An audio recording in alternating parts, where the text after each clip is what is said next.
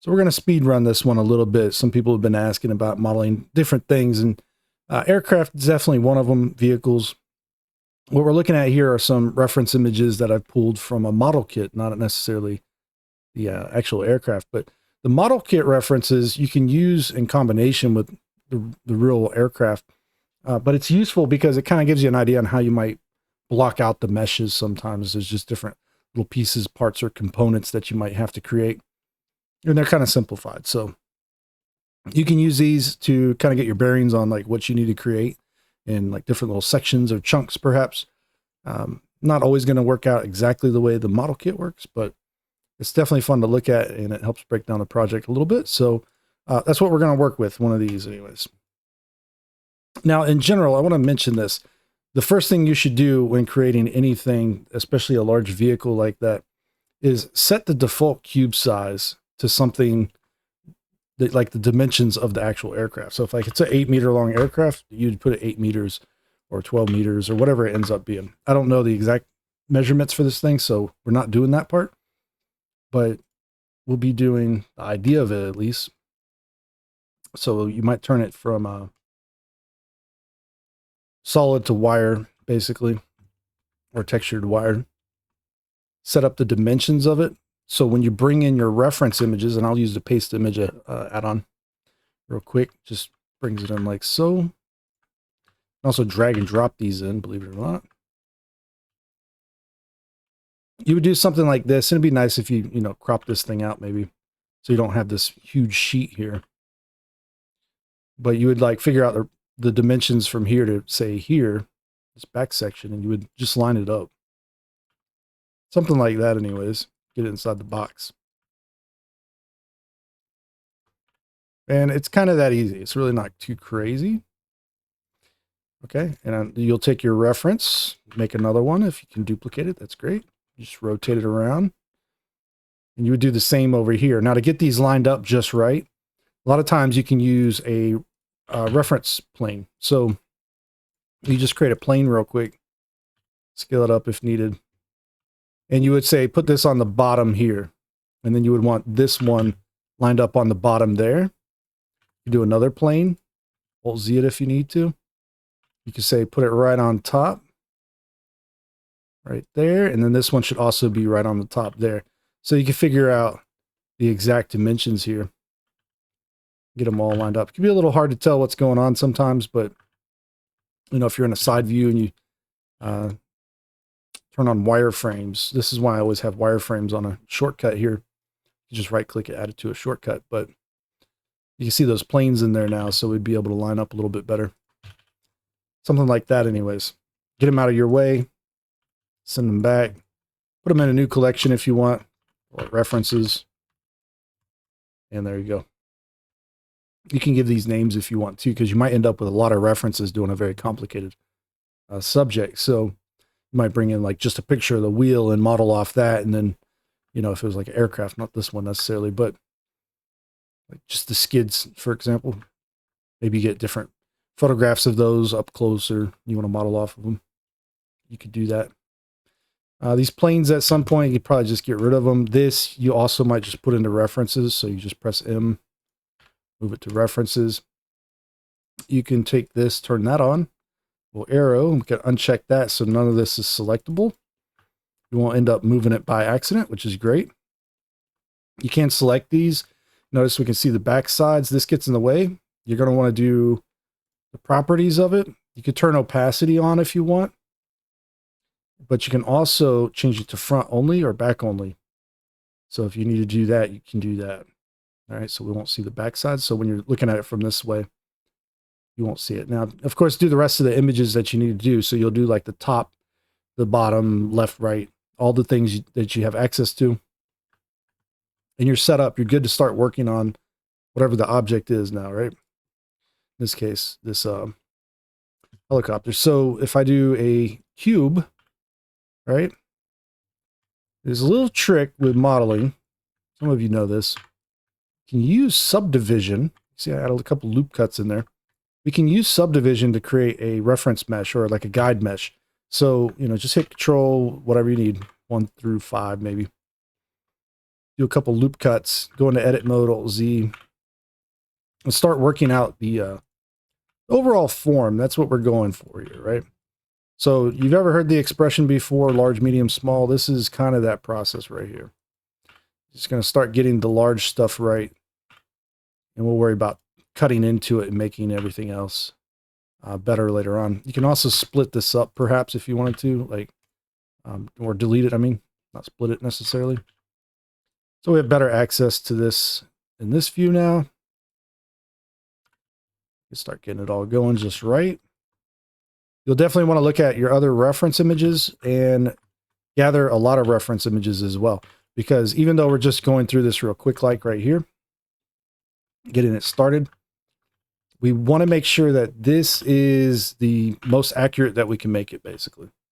It's not going to be something you want to work on later necessarily, all right?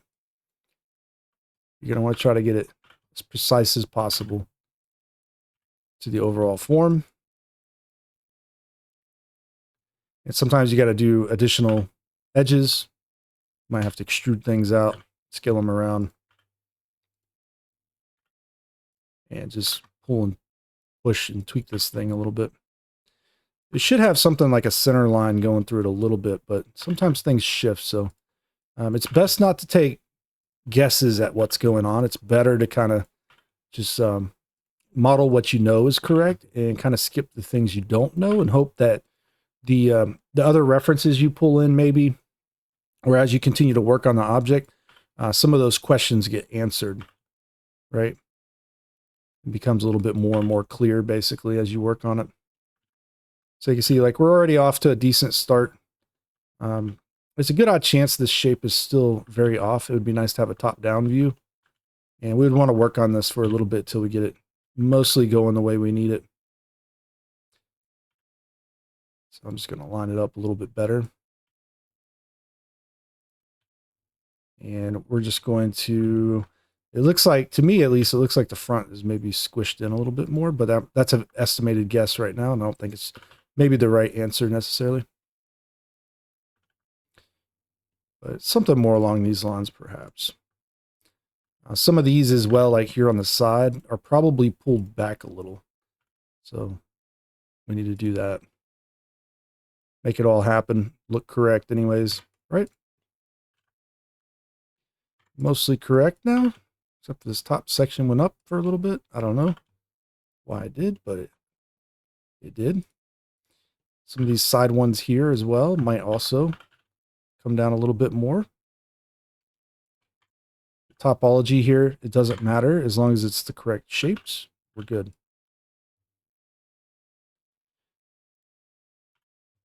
And we're going to try to just tweak it a bit. See, we'll get closer and closer, especially if we had a top down, right? Or a bottom one as well. Okay, so what's fun about this is that even though we've done this piece, and we could probably make it nicer and keep tweaking it for a bit, the cool thing is that you can do other parts like this as well and combine it to this, but you don't have to like merge them or nothing. They can all stay separate. So if you just want to go through and tweak things like this, or go through and add additional elements and then tweak them later on, maybe, you certainly can do that. So now, like, maybe this is going to go all the way through here. I'm not exactly sure how, much depth is in that area. Probably not much, if I had to take a guess. No. Because of that reason, I'm just going to do something kind of improper maybe, but take a wild guess that it does something like this in this area. And I can start to work that out now. Doing something like that, right? So we're going to end up at a little bit of a better position here to start working on this area. So it looks like it's probably what it's doing, maybe. It does look like it gets a little wider right here. Or maybe it's tucking inwards. So it's a judgment call, but you probably want to use quads and try to subdivide it to some degree. Not use the mesh exactly like this. But there is also the ability to use creases. So you can go through and shifty it, crease it all the way out. So if you subdivide it now, you see where that goes. and try to make it smooth as you need it. And that's the cool thing about it, right? Like we just keep doing this if we need to. Do this one up here too. Real quick, like I'm not entirely sure of the shape, but we'll get it going as best as I can. Kind of round this little section here a bit. Okay. So to me, it just looks like it's going to squeeze back in this area. This area is going to be kind of rounded, and it probably squeezes back in the front here a little bit, if I had to take a guess. Probably not as much as I'm doing, but you can also do big bevels if we need to. You don't necessarily need a lot of segments, but just enough to get it going. You do something like that. And so you can't use like a bevel modifier because we're going to join all this. So we'd have to do holding edges or creases. It's really the only trick to this one. You can cull faces, that helps.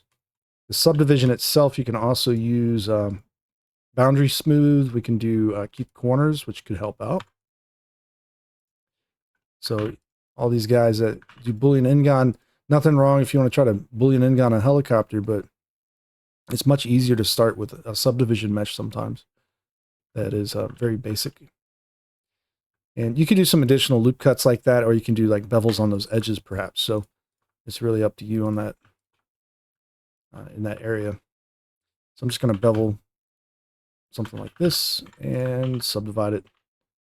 You can see, symmetrize it real quick with Mesh Machine. These run flush together.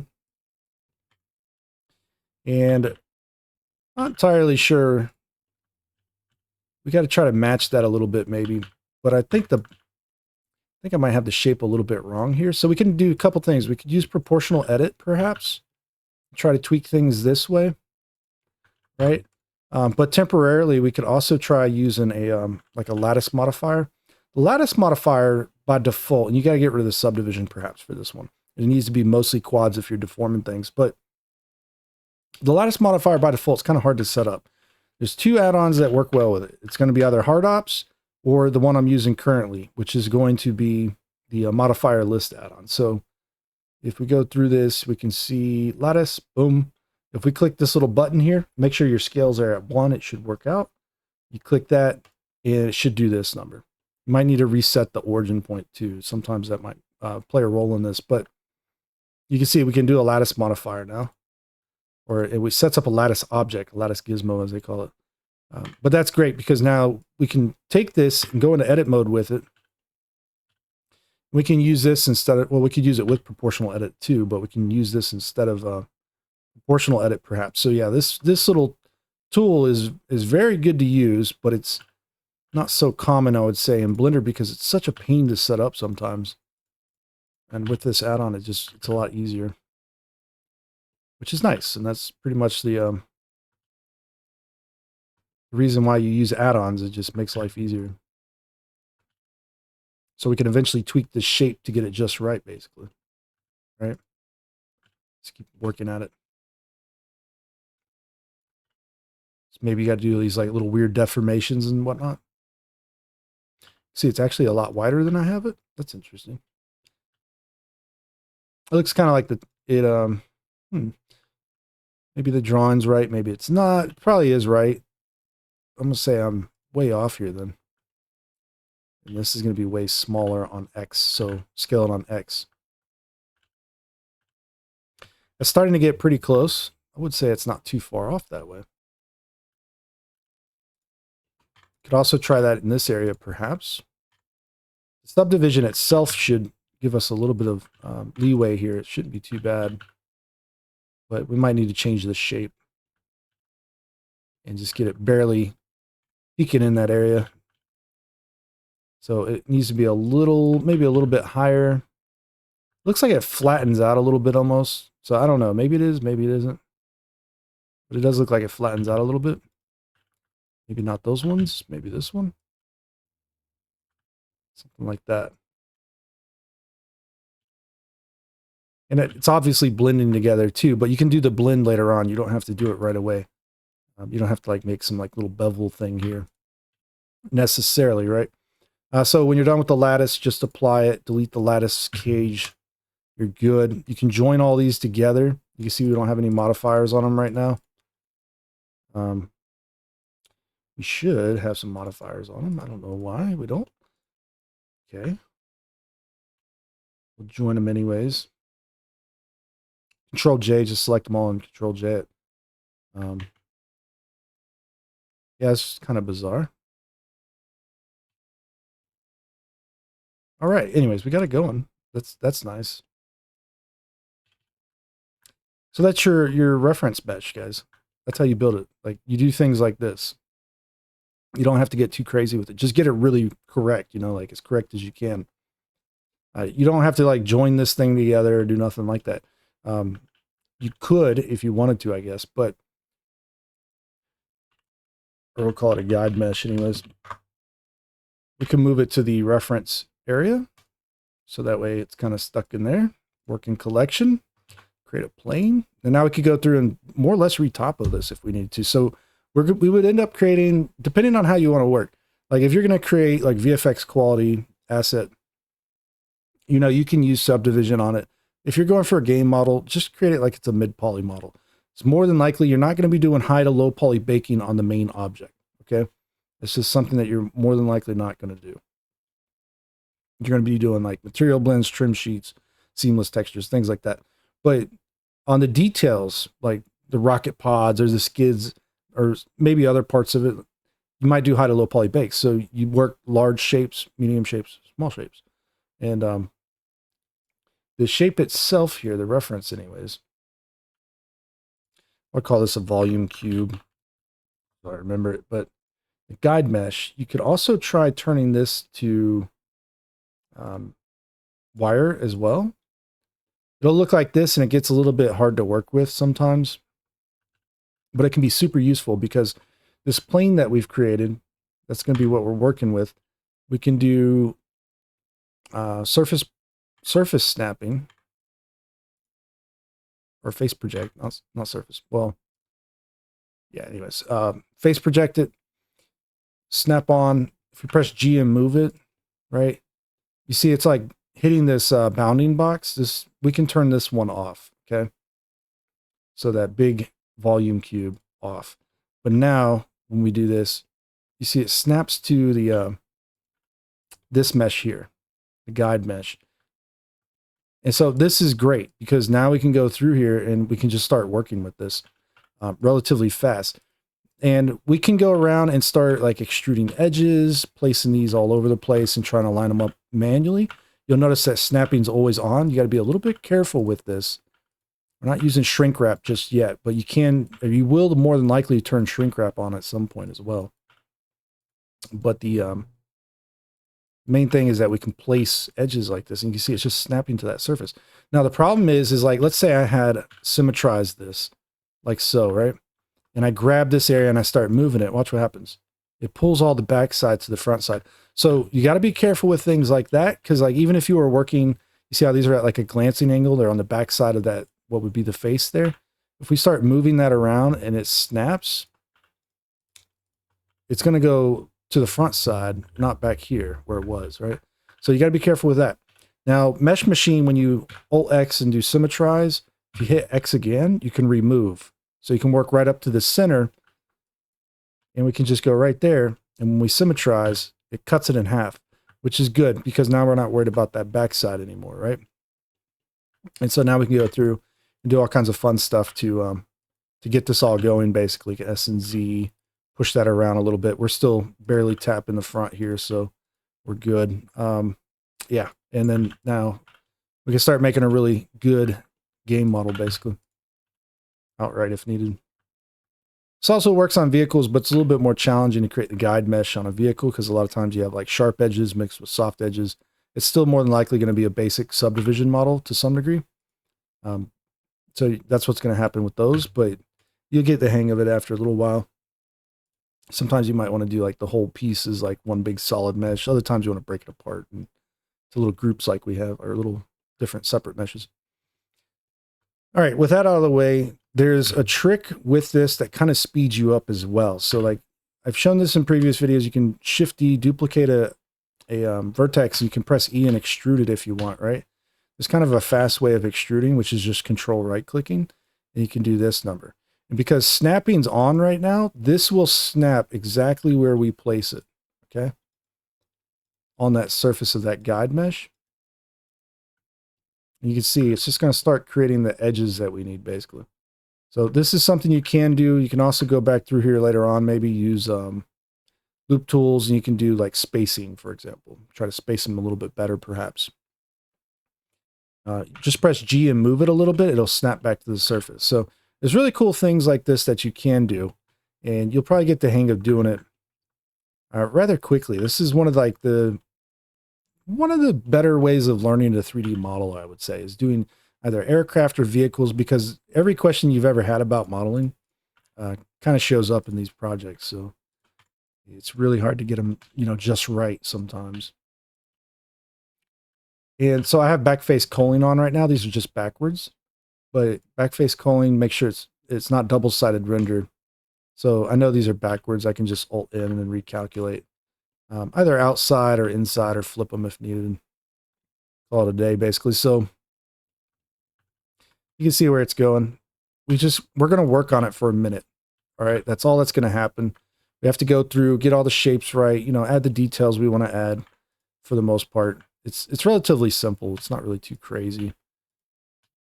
And we would want to rotate things like this as well, and maybe scale them a little bit, create really nice edge flows.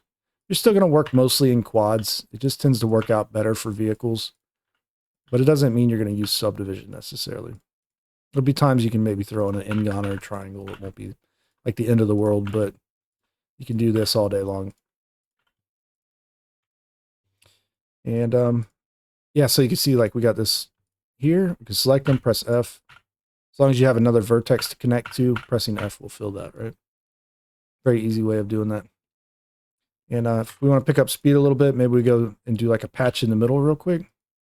That's an exit. Push it through there. E exit. You see, move around a little bit if you don't think it's snapped. And then now, get where we're going? We can start working it out. And it's really fun, to be honest. Like it's kind of relaxing doing this after a little while. And you get really great results from it too. So it's like, just go for it. And we're not even using shrink wrap right now. The shrink wrap I found is most useful because like the way we're doing it right now, it's a little low res. When later on you could like try to subdivide it and then shrink wrap it back to it. That's really one of the better ways of using it. Or maybe like you could do like the subdivision technique where you like do one level of subdivision, apply it, then shrink wrap it, maybe apply that, and then go through and cut things up and do a little bit more detail work on it. And if you ever screw something up, you can just shrink wrap it again, perhaps. It might work out for you. But one of the big benefits of not doing the shrink wrap right off the bat is just simply you're not stuck with anything, right? Like if you want to pull something off of the surface, as long as you don't have snapping on, it's not gonna get messed up, basically. So like if we start doing this number, I've seen a lot of guys try to do this before where they start doing like the whole bottom first. Like you can do that, don't get me wrong, but it becomes kind of hard for, if you're a beginner, I think, to kind of go through and start connecting all this together. So you might want to skip that idea and just kind of go through it piece by piece on the side first and then work towards the middle, perhaps. That might work out a little bit better. And then you can just take your time through here, create nice, evenly spaced topology. And when you see something that you want to create, you can do that. You can just control right click, go all the way through. And then now you're going to start working more or less the topology at this point, right? I believe that's part of the airframe still, right? I don't know this vehicle too well, but I'd probably need to pull up some more reference images if that was the case, so I don't take too many guesses at it. But as we go through, we'll figure it out, right? And then we could just go through and fill these like that. This one up here, we should be able to fill as well. Oops. Let's see. What did I miss? I missed a vertex or something, maybe? Sometimes it just doesn't get it right. No, see, there's something goofy going on here. There's like this extra edge that I did that I didn't keep. So let me delete all that. Add a loop cut there. Fix the curvature a little bit, and then we can go through like that. Okay, you see like it doesn't quite, when we did those fills, I guess, or whatever, something didn't snap in the right spot, so I just press G.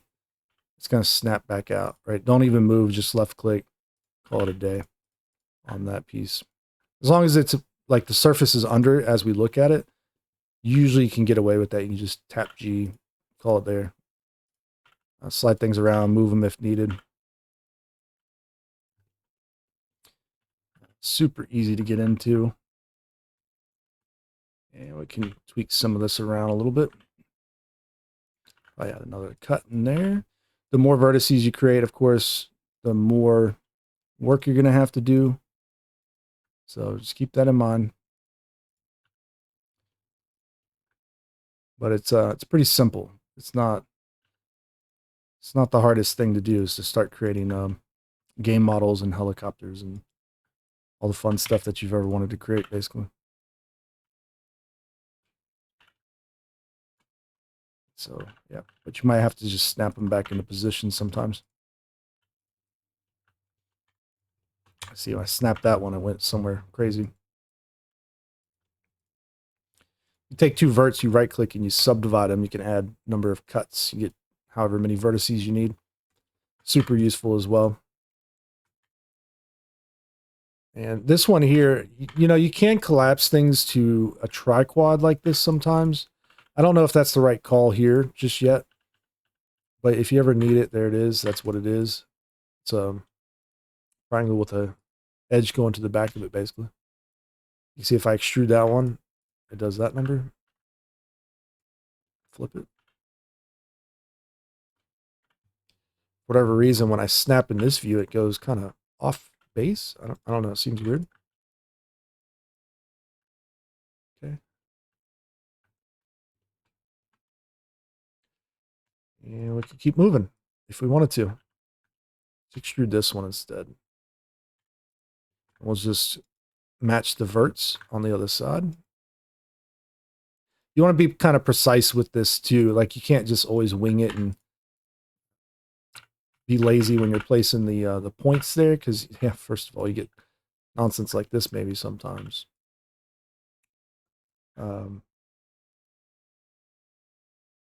But you do want to make sure that you're making it in a way that you'll be able to break it apart where it works well. And a lot of it just seems to like work together. It matches up with the other parts.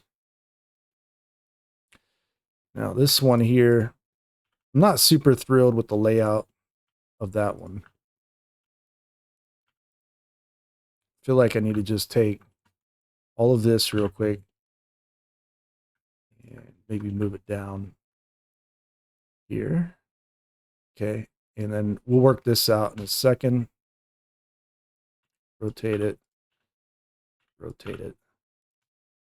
You see, this is why it's easier sometimes to do the side first, because then you're not thinking about where these go now, right? Like, you know, you're going to have to do what you had to do on that piece, but it's like you didn't know, if you started just the whole edge down there first, it might just kind of mess you up, because you still got to get this kind of correct in these views, right? Notice this back section's pulling forward as we do it from this view, so we can't use that view like that. Okay, now we're talking. We can get this going.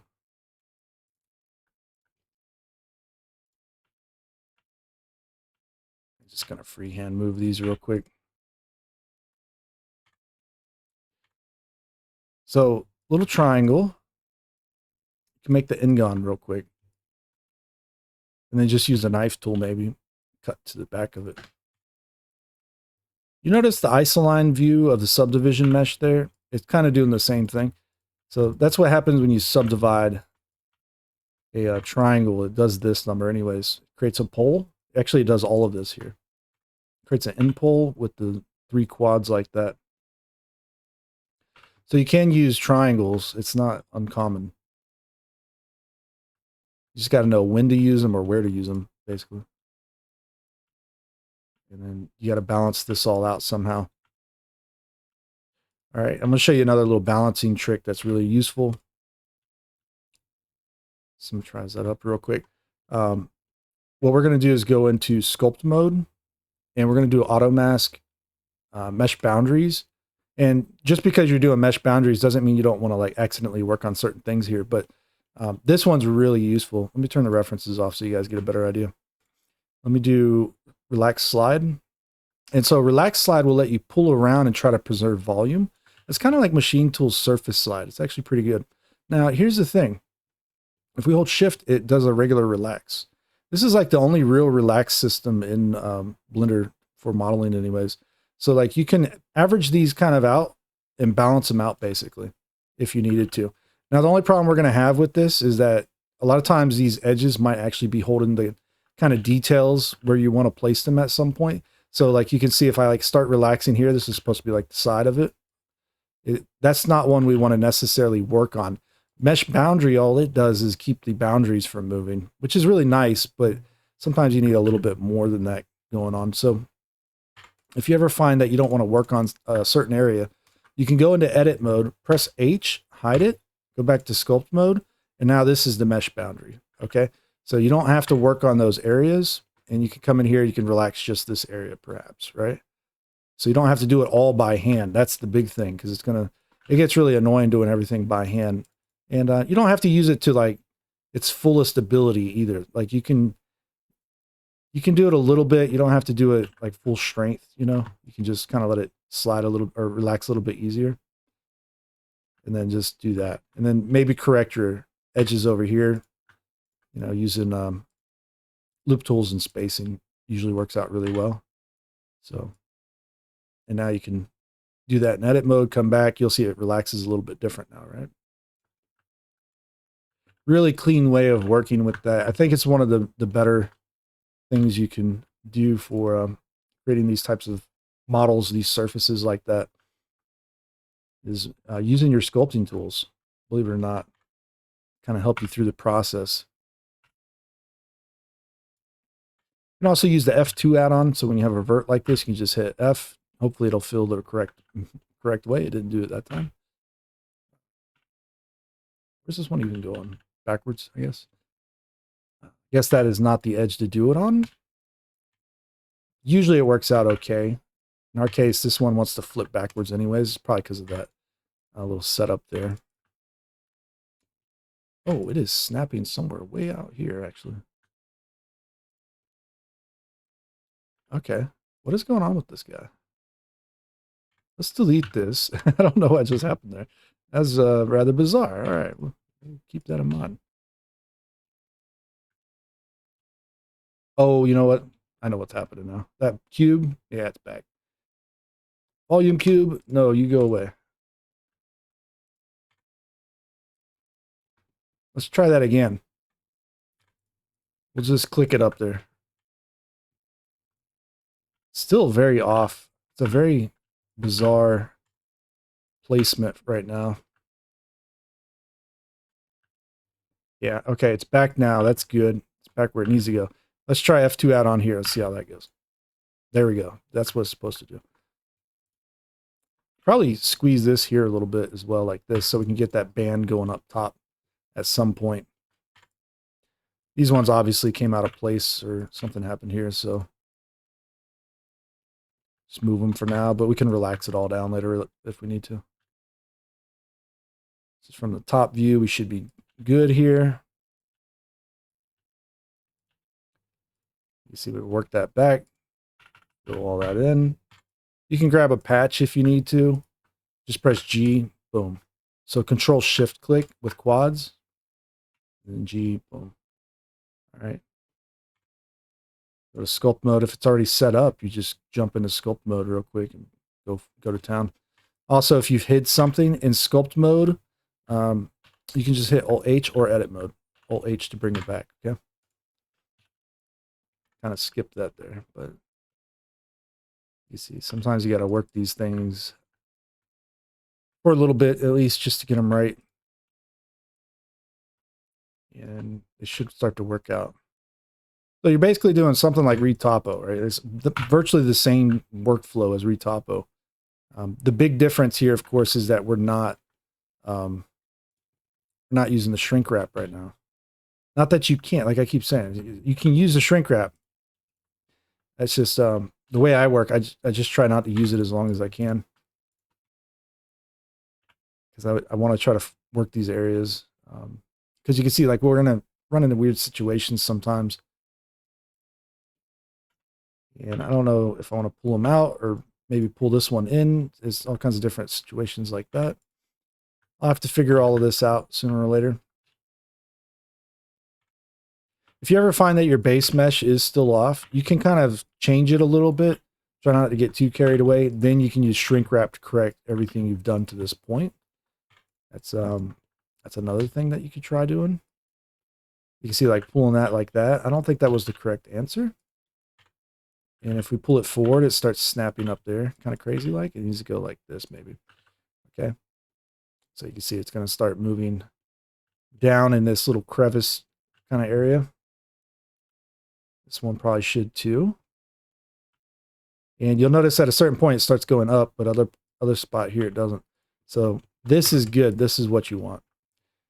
You might be able to take this vertex, for example, and start working it backwards where you think it should go.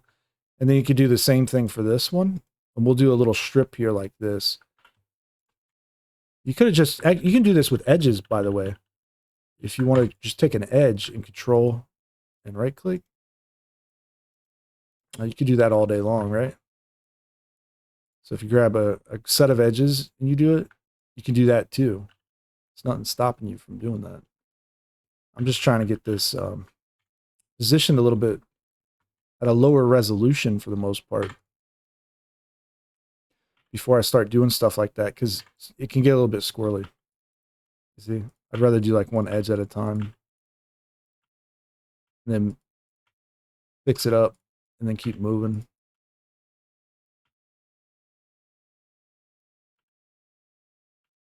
Because this topology, if you don't space it accordingly and try to keep it really nice and neat, almost like you're doing subdivision, you can still get kind of weird shading on it sometimes, where the reflections like speed away from you and whatnot. If it's like a super glossy helicopter or something. Okay. Yeah, but if we stay towards that base, this is excellent.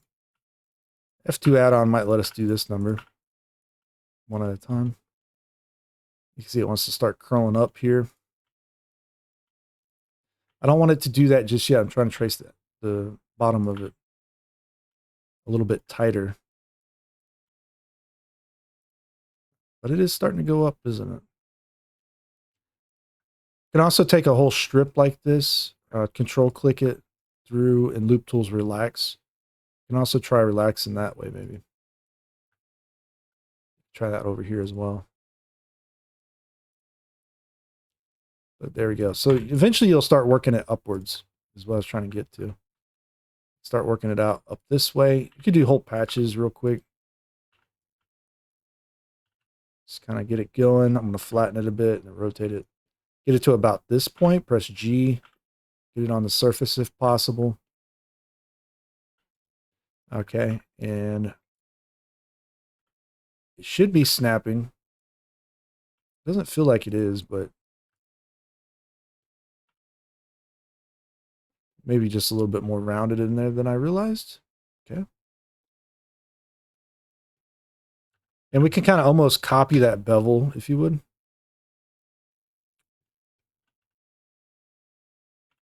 want to go over the top real quick, and then we'll just do a loop cut somewhere in there. And you can see it shrink wraps with the loop cut too. Or not shrink wraps, it snaps. Yeah, but if we want to go through and kind of do this number, yeah, we can. So space it accordingly. It's just fun, right? Like, it's kind of one of those things. The more you do it, the more you practice at it. It's just an easy project after a little while. It's just a process. It's like, oh, I got to make a helicopter.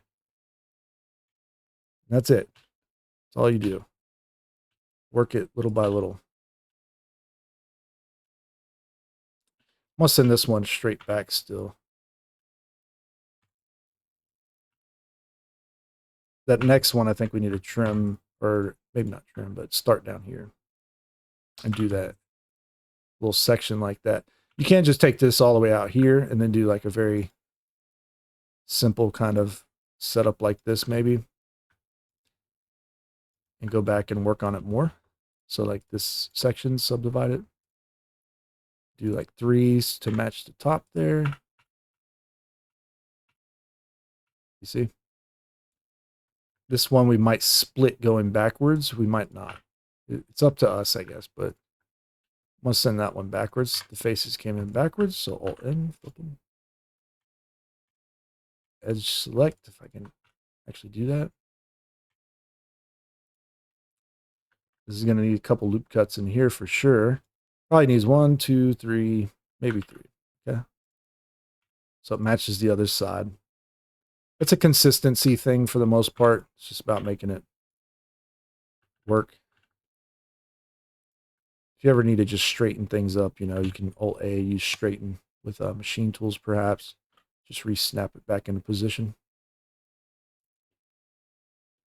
I think there needs to be more in that area too, so we'll pull it down a bit. It's getting a little bit flat in this area, which is why I was thinking of doing it the other way originally. In our case, I'm just going to do some knife cuts real quick. Work out this kind of topo here. I think that'll be fun. All right. Yeah, there's quite a bit of edges up here, and apparently we didn't finish the top to the center. Right, so let's take this and let's just extrude it up for a second up to here. Push it in a little bit. So we'll do a loop cut, snap it, loop cut, snap, loop cut, snap. There you go. And we probably should have brought this one forward as well. I didn't realize I didn't do those yet, but we'll do this top section first. Set it up. Get it kind of a similar topo going. And this is why you can't actually use that base subdivision mesh sometimes. It tends to work out, generally speaking, because you're going to have to do this kind of stuff, guys. It's just that base, if you've already modeled like a good subdivision mesh, it's not too terrible. So I needed a loop cut in there so I could do that there. It's kind of hard to see what I'm doing, but this kind of corner here, it's an end pole, right? This can probably be brought over a little, if I had to take a guess. And there's always a chance that, you know, you're going to end up reworking the topo anyways. So like what you have right now is probably not the way it's going to stay. Okay. It's just probably not. So when you space everything back out and you make it look nicer and you do a shrink wrap or whatever the case, the topo is going to shift around, kind of do what it wants sometimes. You're going to have to make corrections here or there. Your spacing might mess something up. I don't think that's the correct answer on that one. This can dissolve. Those are extras. So Control X them.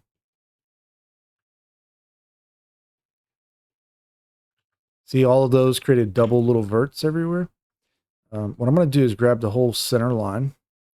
I'm going to pull it over, and I'm going to hold Control so it doesn't snap. Whole center line. I'm going to symmetrize it now. And it should clean up that whole edge at least. So yeah, it's starting to work out really well, basically. We'll have to just keep working it until we get exactly what we need. Apparently, we don't have an extra edge in that area. Okay, so we do that.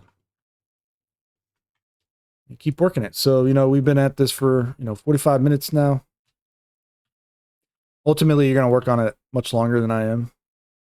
And you're going to have to push that detail level up. There's no way to entirely avoid that. Where you're going to start splitting this thing into parts and pieces, perhaps. You're going to have to make adjustments, rotations, and move the whole project till it's complete. At certain points, you do have to collapse certain edges. So on this back section here, it's not guaranteed that you collapse everything, right? But there are going to be times you want to. Because you can kind of see here, it's kind of getting a little bit strange, perhaps. So even if we had a couple loop cuts in there, a couple loop cuts down here, start working it to the back there. Like, that mostly works, actually, on the bottom. But if you wanted to reduce something at some point, there's maybe a couple different ways you end up doing this. You can do an in pull, and let me kind of demo, I guess. Merge it center, dissolve that. You got a triquad. That's one type of reduction. Doesn't always work well on this necessarily. But when you have two of these going on, you have basically half of an inset. So it looks like this, right? So this is a quarter of an inset. That's another quarter. So it kind of creates this loop like this. And you can see it, like that works okay, actually. It's not too terrible. But that in pull is sometimes very noticeable. So you might not want to use that, right? Might want to actually run out quads all the way to the back. But it's the same thing as if you just broke down to triangles as well, right? Like we did this, or triquads, should I say.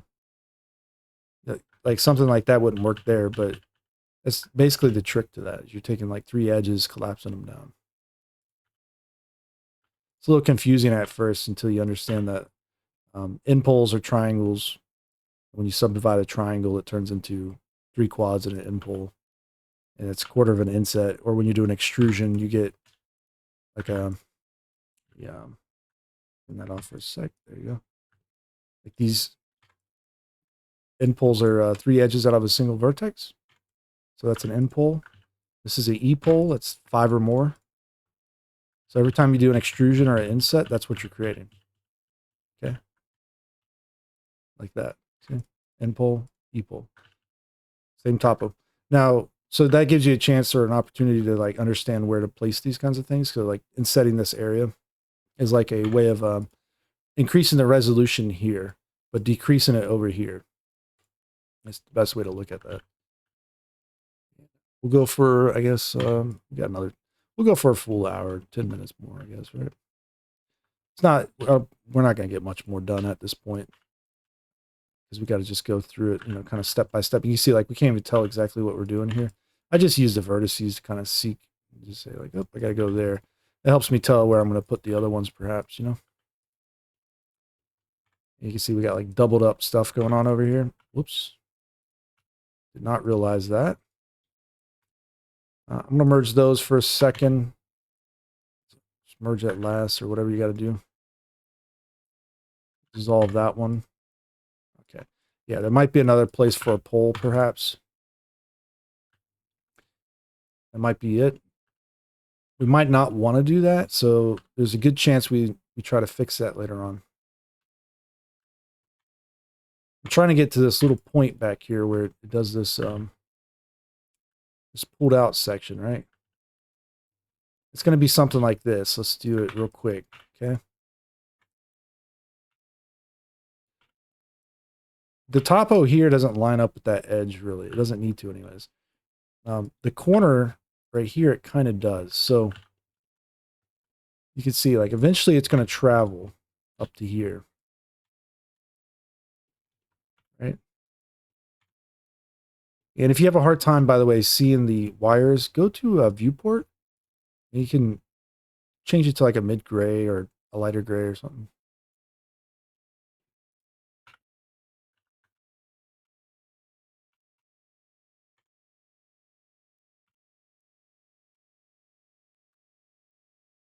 Right. And so you might do a triangle here. That's the whole reason I'm trying to get to this area, because you will use triangles at certain points. It's not a question of if, it's just a matter of when.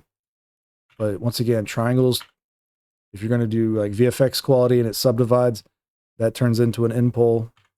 So I'll just subdivide it real quick. You see, turn off optimal display. We get the 3 quads and an end pole.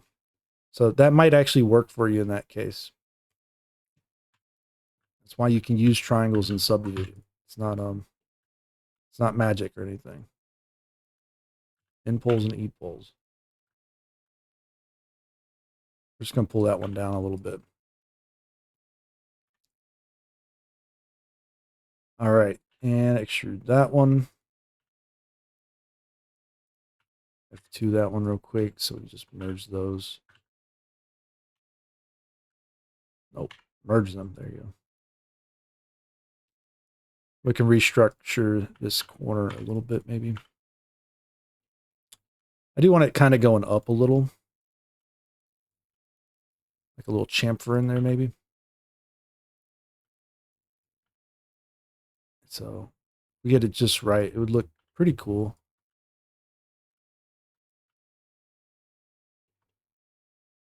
See, those ones are still down on the bottom there. Right, yeah, so basically you're going to go through and you're probably going to end up with a fairly dense mesh.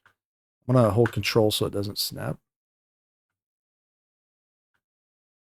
Actually, I might let it snap, but I need a different view.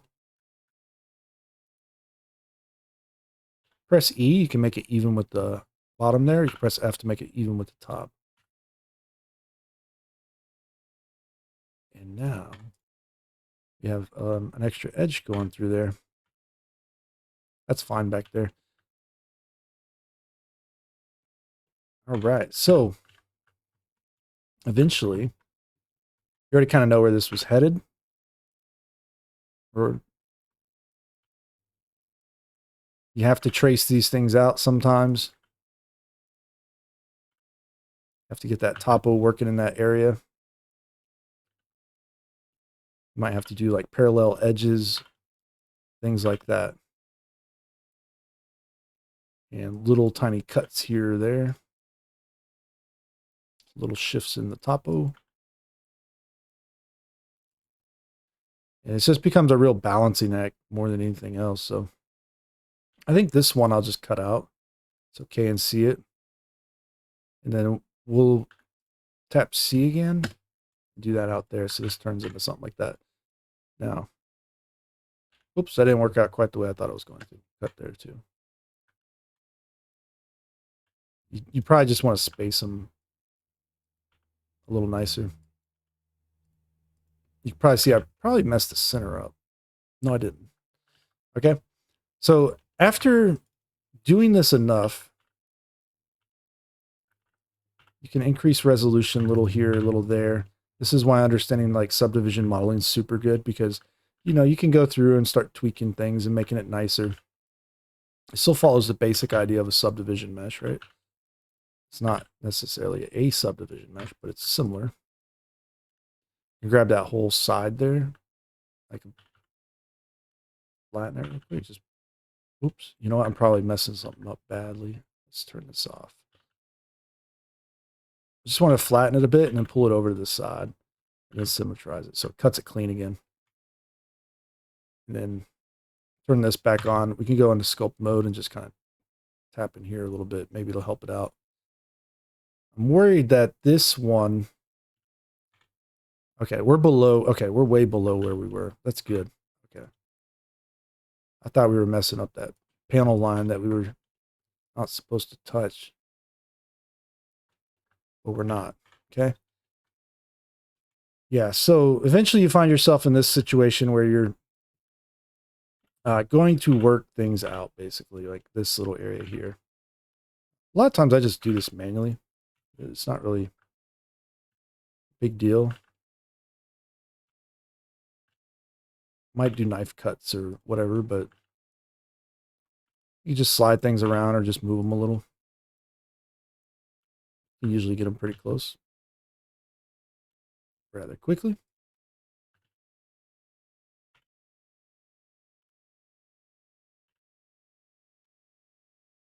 All right. All right. So the main idea there was I just want to separate this area that would be possibly the window. I mean, that's what it's going to end up being anyways. So I might support that cut for it. Might be a little tricky to do that. But you might want to cut in additional edges. Just can't see it for now. You're going to go edge to edge, basically. And this is usually when you're detailing things. Like, you don't do this necessarily yet. You want to do the whole aircraft first. Kind of a big blockout mesh, if you would. So that way, you know, if you messed up something, you're not doing a bunch of detail first. You always want to do like large, get the big idea going, then do the smaller stuff like that. When you start doing this later on, you know, your window section will likely just be separated and become another mesh, right? And let me turn snapping off a sec. Use cursor selector for this area. It's not quite right. We'll ignore that for just now, but like that'll become its own separate mesh at some point. Okay. So, but they kind of match each other, which is the main idea of that. And let me do a mirror of this base here. Mirror it with machine tools. Just doing Alt-Shift-X. Lattice solidify. Shade everything auto smooth real quick, or shade it smooth in general. See, solidifies don't really like that, by the way. So we'll shade it auto smooth, crank up the angle a little bit maybe. All right.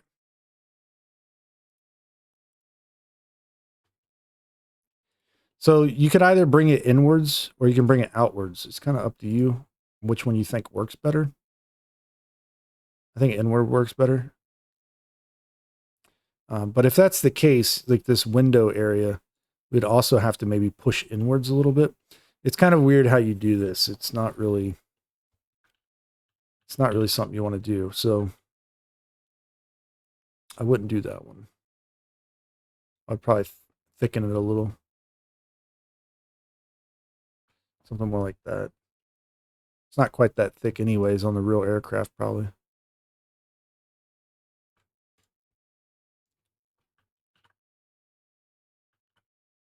Just going to give these a quick dark tint. I might make this add-on available again later on because it seems to be working well now, but it wasn't working. So it's just using object colors. If you want to change object colors, they're right here in this drop down. But that's the main idea. You got to set your viewport to object color as well. You see, like, why's that one not working? Okay, there it is.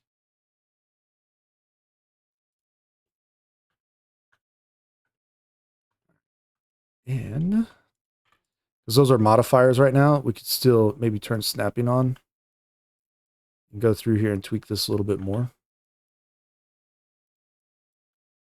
But it's easier to identify what we're doing here once we start adding color to it, because wireframes can be kind of boring, right? Like they don't always look just the way you expect them. If you got to move two things, you take both objects into edit mode. And you can take both of those and move them, snap them around, because it's solidify, it still behaves as the base plane there. The base surface anyways. So it should do okay at this point. But you can see, like, if this was meant to be a real detailed model in like a video game, like it's getting there, but it's not like if this was like you're jumping inside of it, like it might not be quite the level of detail you need just yet. So you're going to work on it for a good bit, right? Getting all that just perfect.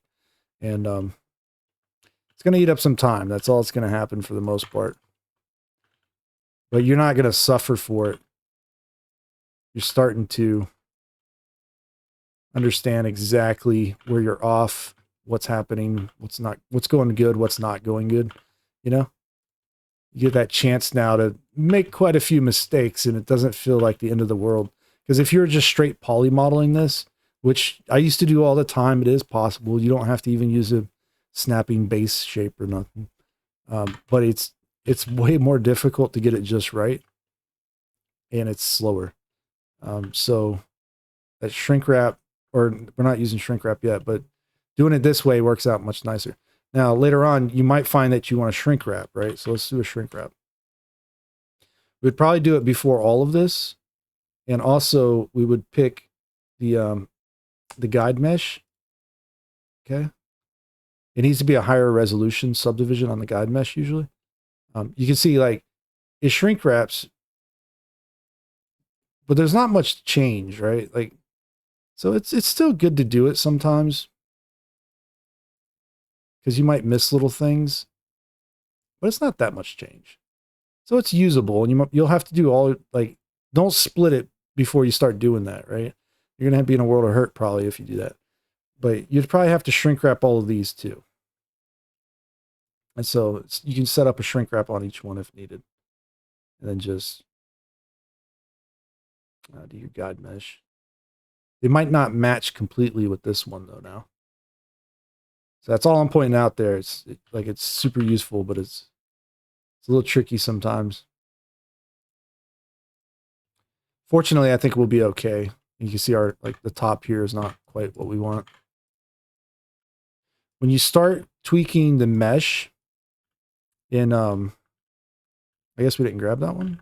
Got to turn on Alt Z for that one. Okay, when you start tweaking this mesh and you have shrink wrap on, you can end up way far away from the surface where you think you should be. Snapping will help keep it there. But sometimes it'll just get really squirrely if you've done that, where you've moved the geo too far away from the base shape.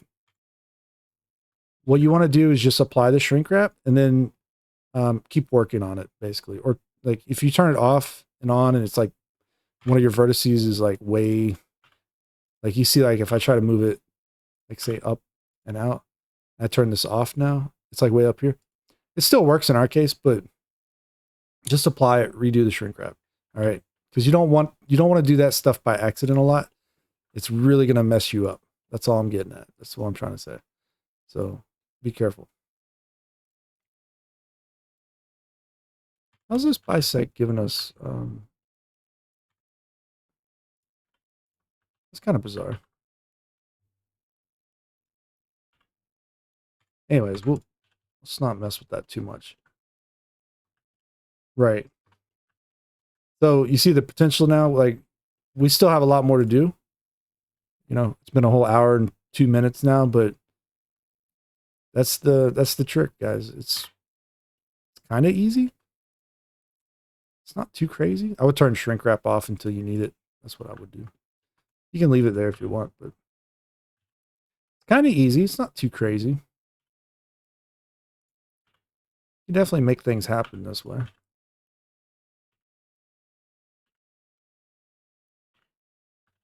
Maybe make that flat. I like to turn these off in edit mode anyways.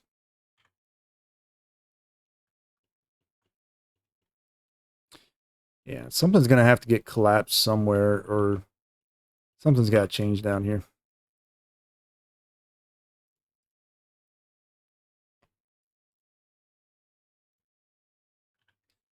We collapse that one. Yeah, send it to there. I don't know if that's the right call, but we'll try that for now. Just going to extrude that one out. That does that a lot, so just, it happens.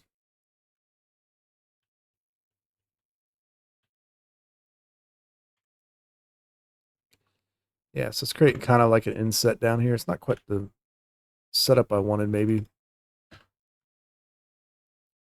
So we can redirect that using that impole technique still. And then this one, we could redirect too. It looks kind of messy like that right now, but if we go ahead and just slide relax it, like some of this might work out pretty well. Some of these can be spaced maybe.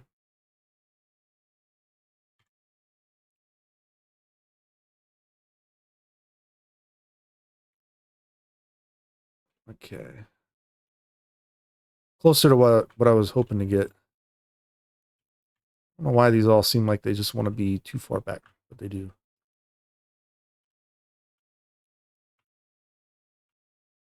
Pull them forward a little.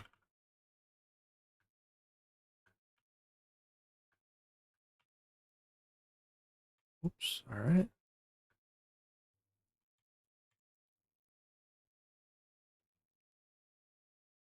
Yeah. That's started.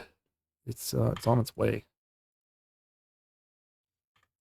Could grab a patch like this maybe. And Shift H it. Sculpt. Relax.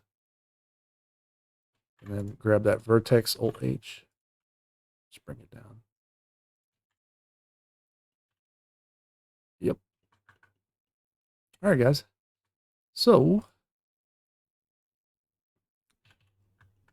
you get the idea. You're gonna go through and keep adding more cuts, more detail, more, and just work it up. You're going to end up doing the main body as its own piece, basically. It would probably have its own texture set, unless you're doing material blends on it. Then you need to do, RGB mask or whatever you got to do. But the main body is going to be like your seamless texture, trim sheets, perhaps, or its own high to low bake, perhaps, if you're doing that. You might do a lot of like UV overlaps, but it's going to be like its own texture set. And all your details, the other parts of the aircraft, will be on a detailed texture set. You might have an internal cockpit texture set, like the interior section. Um, the rotors you might put into the detail. It depends on how many texture maps you actually want to create and how detailed this object is. So you might use decals for the interior in the cockpit. That might be its own texture set, right? But if you're looking at making like flight sim quality aircraft, it can be like 6 or 8 texture sets. Like that's what I've seen. So if you're doing like a mobile game, you might throw all of this onto one texture set, right? Like that's a possibility. Um, if you're doing mobile, you probably wouldn't use alpha textures for the glass either. Maybe you might, who knows? Probably use like a vertex color shader setup, but I don't know. There's all kinds of different ways you can approach doing shaders and materials from low to high spec, basically. But it's up to you to make that judgment call ultimately, and I'll let you guys do that one. So looks like it's a little too sharp right there, huh? Yeah, we just keep working this out basically.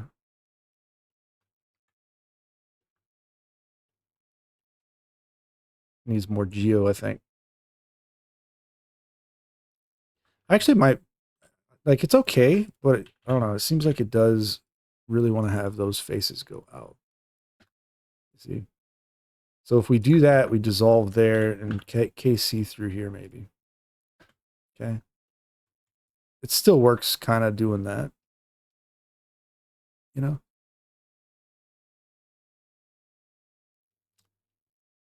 So that's a good one.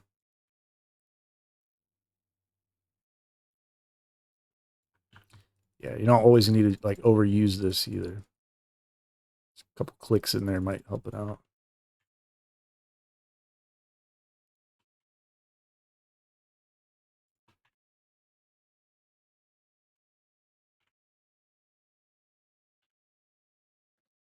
It's always a way to make things nicer.